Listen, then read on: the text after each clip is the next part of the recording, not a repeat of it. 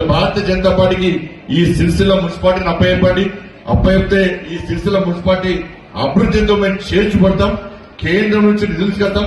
BRS పార్టీకి ఓటేస్తే BRS party పరిస్థితి నాకు గడక వాళ్ళు ఇక్కడ లేరు, అక్కడ లేరు, వాళ్ళకి ఒక్క ఎంపీ లేరు, ఒక్క ఎంపీ గెలవాలి, ఒక్క ఎంపీ గెలవాలి బీఆర్ఎస్.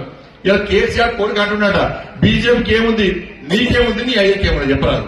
నీ అయ్య ఫాబోలు ఎవరు, నువ్వు తిరిగినా ఎవరు అడుచుకుంటలేదు. నేను ఒక్క ఎంపీ గెలవలేను, ఎమ్మెల్సీకి క్యాండిడేట్ దొరకలే. ఎమ్మెల్సీలో మనం గెలిచాం, ఒక 2 గెలిచాం ఎమ్మెల్సీ. బీఆర్ఎస్ లో క్యాండిడేట్ దొరకలే. బీఆర్ఎస్ లో ఒక్క ఎంపీ లేడు. 100 సీట్లు గెలుస్తామన్న కేసీఆర్ కొడుకు ఇలా ఏమైంది నీ పరిస్థితి? నీ ఎమ్మెల్యేలు నీ పార్టీలో ఉంటారా ఉండరా అని గ్యారెంటీ లేని పరిస్థితి. అసలు నీ పార్టీ ఉంటారా ఉండరా అని గ్యారెంటీ లేని పరిస్థితి. చెల్లి ఒకరికి పోతున్నది, అల్లుడు ఒకరికి పోతున్నాడు, కొడుకు ఒకరికి పోతున్నాడు.